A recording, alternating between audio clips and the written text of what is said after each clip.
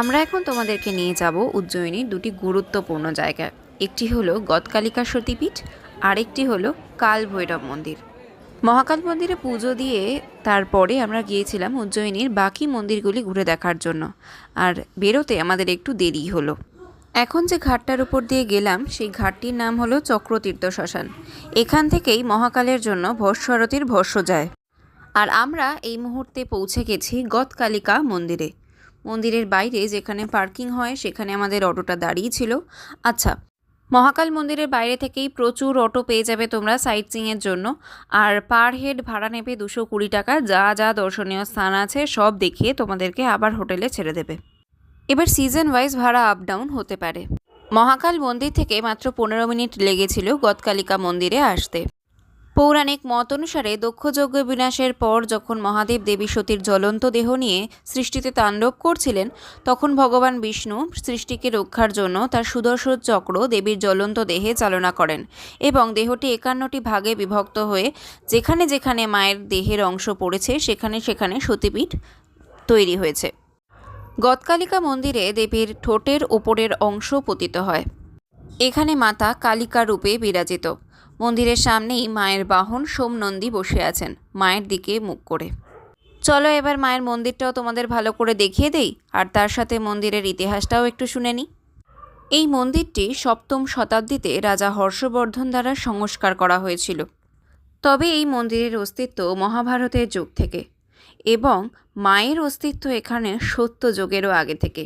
মহাকবি কালিদাস এই মন্দিরে পুজো করে মায়ের থেকে সিদ্ধি লাভ করেছিলেন, তাই এই স্থানকে সিদ্ধপীঠও বলা হয়। এই মন্দির 18টি মহাপীঠের মধ্যে অন্যতম এবং উজ্জয়িনীর প্রধান মহাকালী মন্দির হিসাবে গণ্য। মহারাজ বিক্রমাদিত্যও এই মন্দিরে আসতেন মায়ের আশীর্বাদ নিতে। মায়ের মূর্তি সম্পূর্ণ সিঁদুর দিয়ে ঢাকা এবং মাকে সোনা ও রূপোর সাজে সজ্জিত করা। মনে করা হয় শিক্ষার্থীরা এখানে এসে মায়ের দর্শন এবং পুজো করলে তাদের ভালো ফলাফল হয়।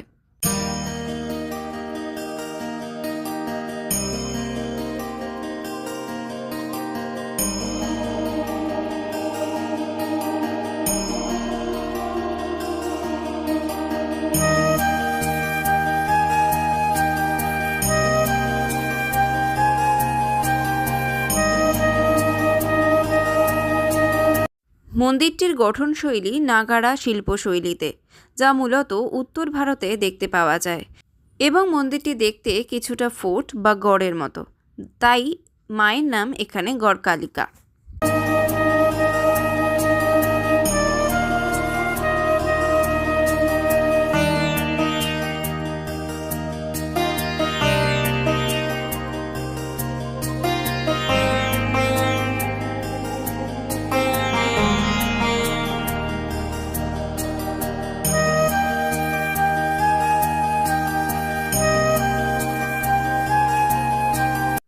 মন্দিরের অবস্থিত দুটি দীপস্তম্ভ রয়েছে। সন্ধে হলে সেগুলি জ্বালানো হয় এবং মন্দির দেখতে মায়াময় লাগে।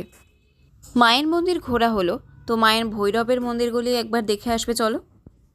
যেখান থেকে মায়ের মন্দিরে প্রবেশ করছো ঠিক তার উল্টো দিকেই দেখতে পাবে 3খানা শিব মন্দির রয়েছে।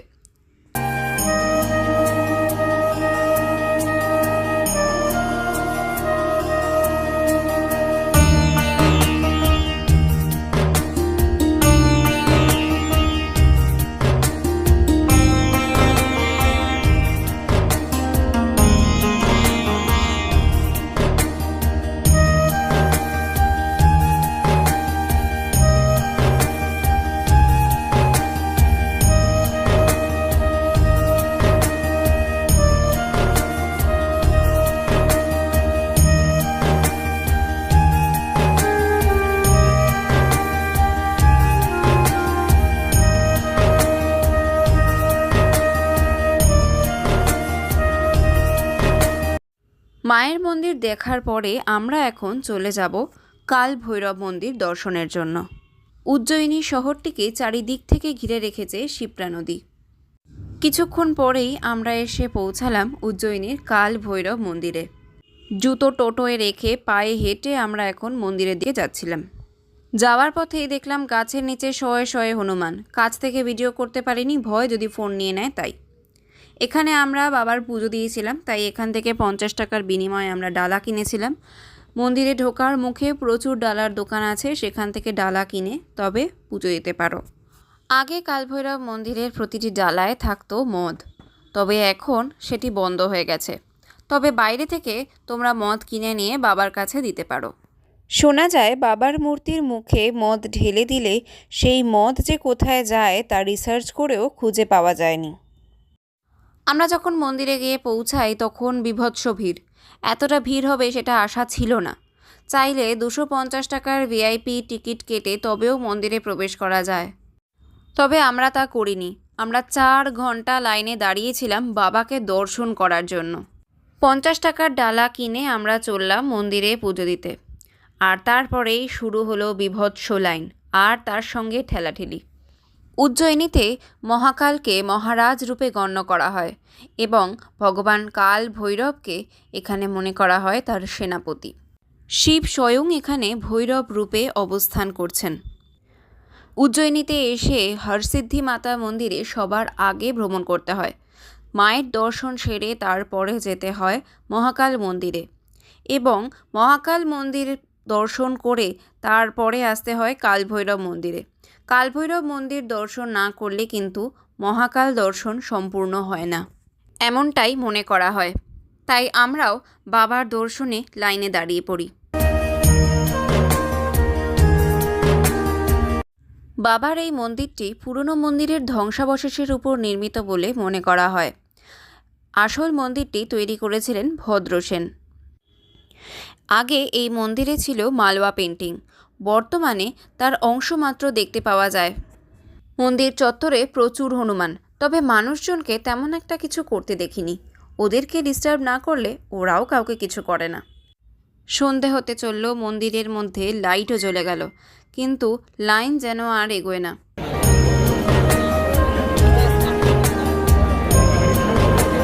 ভিতরে যাচ্ছি, কি মজা, কি মজা ভেতরে যেতে।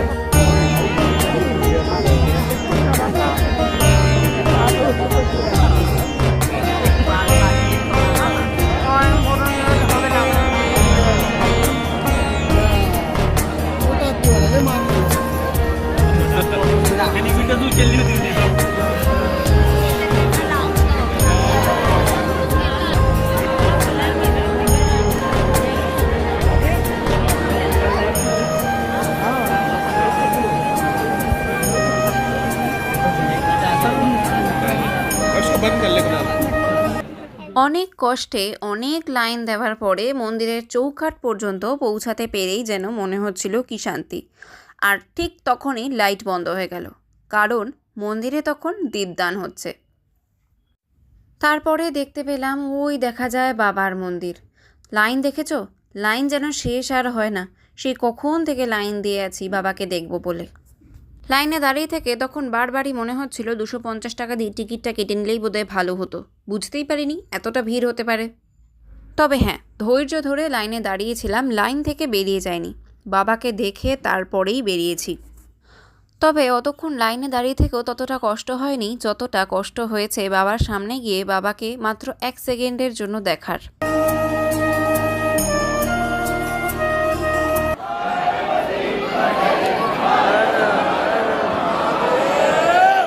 মানে 4 ঘন্টা লাইন দিয়ে দাঁড়িয়ে থেকে মাত্র 1 সেকেন্ডের জন্য জাস্ট বাবাকে দেখার সঙ্গে সঙ্গেই হাত ধরে মন্দির থেকে টেনে বাইরে বার করে দেওয়া হলো।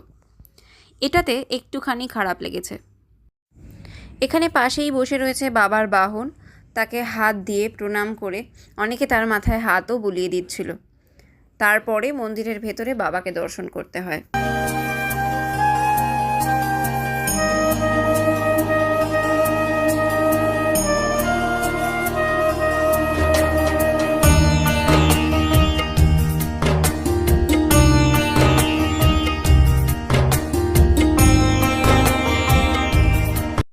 এবার বহু প্রতীক্ষিত ফলের আশা, বাবার দর্শন। অনেক কষ্ট করে ভিড় ঠেলে তবে বাবার দর্শন করতে পেরেছি, আর তাতেই আমি ধন্য। আজকের মতো তবে এখানেই ভিডিও শেষ করছি। নতুন ভিডিও নিয়ে আবার দেখা হবে। ভালো লাগলে লাইক, শেয়ার আর চ্যানেলে নতুন হলে সাবস্ক্রাইব করে দিতে একদম ভুলে যেও না। সকলে খুব ভালো থেকো, সুস্থ থেকো। আজকের মতো এখানেই বিদায়, টাটা।